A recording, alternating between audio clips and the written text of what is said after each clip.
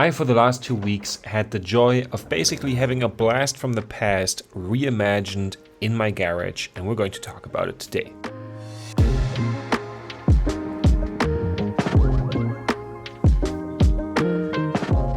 And with that, welcome back to the Free Mouse MC YouTube channel. There used to be a time where 400cc Supersport motorcycles were quite popular. 400cc not in a parallel twin, but in 4 cylinders. That means 4 very tiny cylinders each, and basically the bike producing all the power over the revs, and this kind of category of motorcycles basically died out. However, there still is this Kawasaki ZX4RR, and I think it's admirable that Kawasaki is doing a motorcycle like this, because higher numbers sell better, and making a bike that's a 400 that has a proper Supersport approach and that basically has all the go at the top, while the majority of the motorcycle market currently goes more to the other end, is quite interesting. And also it's such a unique bike, and I really like the old 400cc Supersports from like their design and their cultural imprint that they had. It's a really nice bike. However, is it actually any good? Does it hold up? There are a lot of things that need to be answered here. Is 400cc enough to have a nice motorbike riding experience? Is this alright for day-to-day riding with all the power being at the top? How does it go on the cross-country road? And is this bike actually comfortable with it being quite a small bike?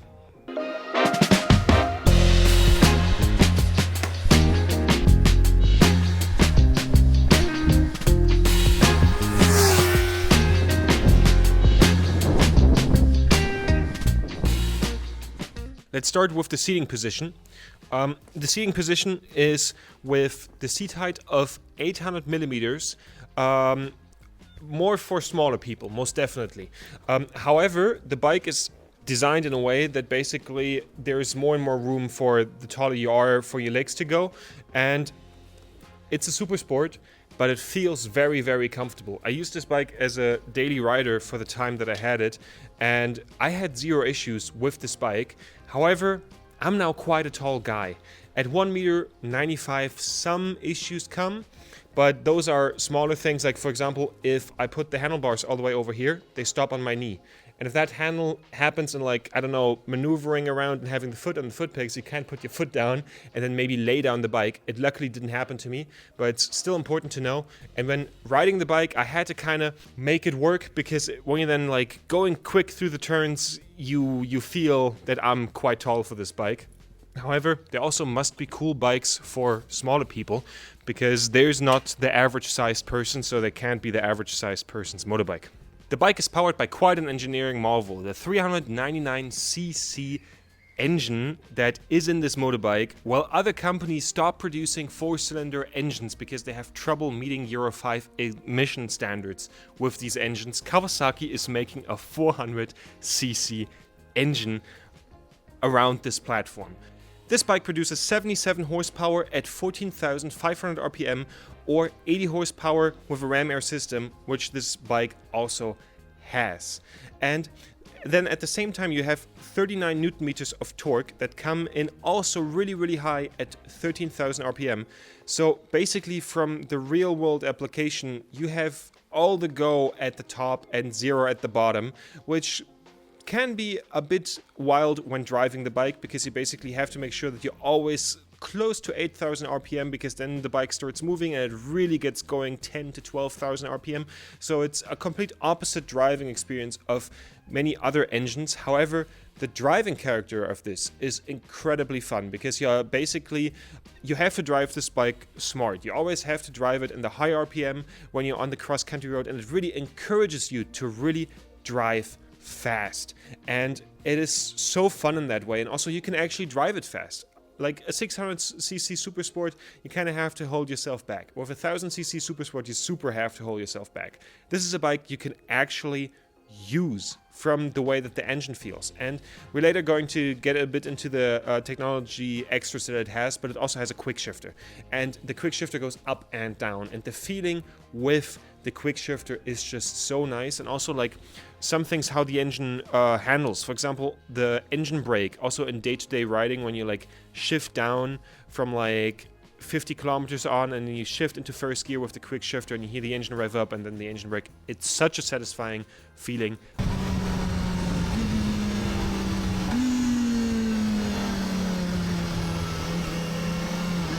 I really, really like the engine, and just applause for Kawasaki making one engine for one bike that has a very niche target demographic. So of the engine, I am definitely a huge fan. And also not to forget the sound of the engine. The engine revs up till 16,000 RPM.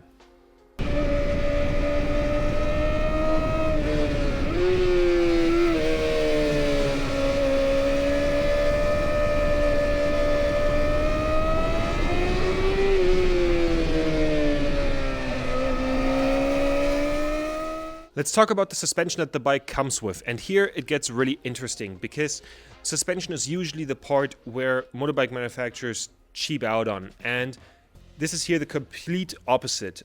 We have a fully adjustable suspension in the front with 120 millimeters of suspension travel, and in the rear 124 millimeters of suspension travel, which is also completely fully adjustable, and it's the same part as in the Kawasaki ZX-10. So this is quite impressive. This is also where then the price of the bike comes from, because these suspension elements are not cheap and the bike really handles well. When swinging it through the turns, it's so precise. It is one of the most precise bikes I've ridden, and also then the amount of adjustability that is still in it. If you ride it in day-to-day life, it is definitely soft enough for day-to-day life, but you can properly tighten it up and really get it like racetrack focused. I did not have the time to take it to a track, but it is really, really nice the way that the topic of suspension is handled. The bike weighs 189 kilos, which is not a lot, and you can really feel that. You can easily turn this thing on its like side stand, and it's such a maneuverable bike. And like yesterday I dropped my glove and needed to pick it up and just rested the bike next to my thigh. Also with the like low center of gravity, it's very manageable from its weight. Let's talk about all the systems that come with the bike. The bike comes with 3 rider modes. I almost only drove in Sport, and that kind of has a reason, because the system is very tough to navigate and I needed a YouTube tutorial to change modes and turn on the Quickshifter, and I didn't manage to turn on the lap timer, which the bike also comes with, but it exists. It's just a bit difficult to manage. However, the ABS really does a great job. It kicks in really quite late, and if it does, you actually are allowed a little bit of slide before it does anything. And like in that sense, it does a great job. The bike also comes with a traction control system. You could now ask, with all the power at the top and not that much power, are these systems necessary? Yes, they are, because this bike, from the way that it's riding, really encourages you to push the bike, and it's really easy to overshoot basically with this bike, and in that way it's also not beginner friendly, and it's a bike that's most likely easy to crash. I don't imagine a lot of these ending up on the used market, and I think a lot of them are going to get damaged, because it's a bike that's very, very easy to overestimate yourself with. And then when it comes to the traction control, that one is definitely needed if you have to ride it in the rain. This bike is now dirty because I had to ride it in the rain, and it's a Sunday, and I didn't manage to clean it before because we're not allowed to clean our stuff on Sunday in Germany. But basically, the first gear, for example, kicks in so instantly that if you hit a white line at the wrong time, and then you wouldn't have traction control, it's good that it's on this bike. The Quickshifter works well and good up and down. It's a lot of fun to use. Sometimes if you don't drive the bike exactly how it wants to be driven with the kind of sporty nature, it can be a bit tricky, but I would say it's all fine. Let's talk about day-to-day riding. It's a Supersport. It's a Supersport that would really well lend itself as a track toy. However, I can sit on this thing comfortably. I can sit on this thing comfortably for a whole day. That all works well. I commuted with it to uni. That all works good. Also, day-to-day riding is easy with it, and these mirrors here are foldable, so if you end up in traffic, you can wiggle through quite easily, and the bike has a narrow profile, so for the city, that's really great.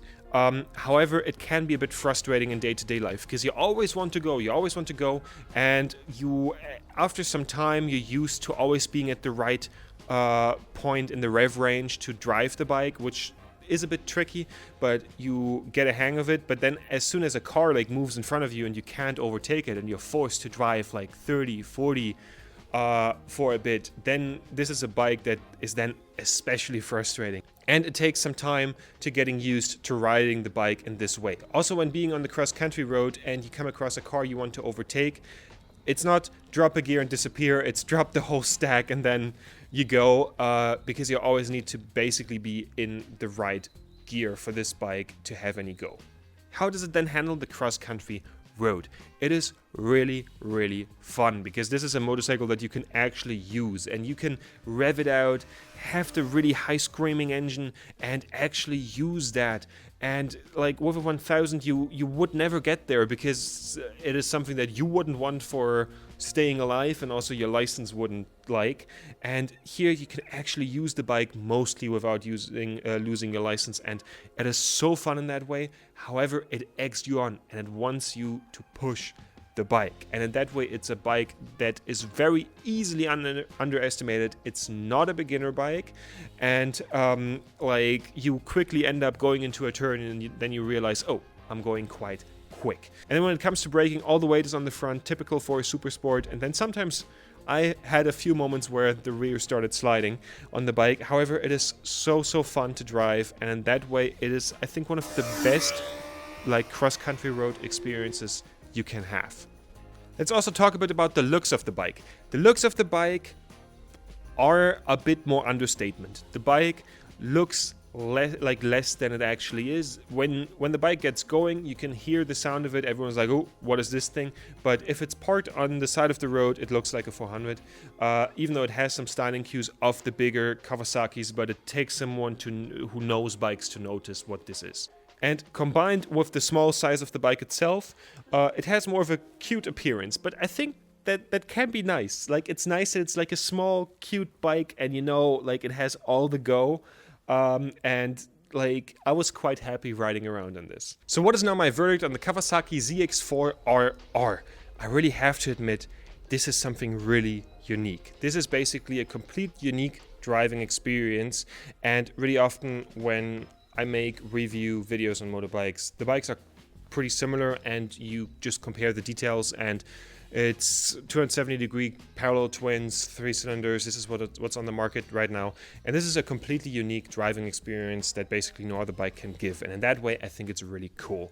And I also really like that it's small, because a lot of bikes are made for like people who are quite tall or like who are more in the middle of sizes, and that a cool bike is made for smaller people is really nice, because really often they are only beginner bikes in that spectrum.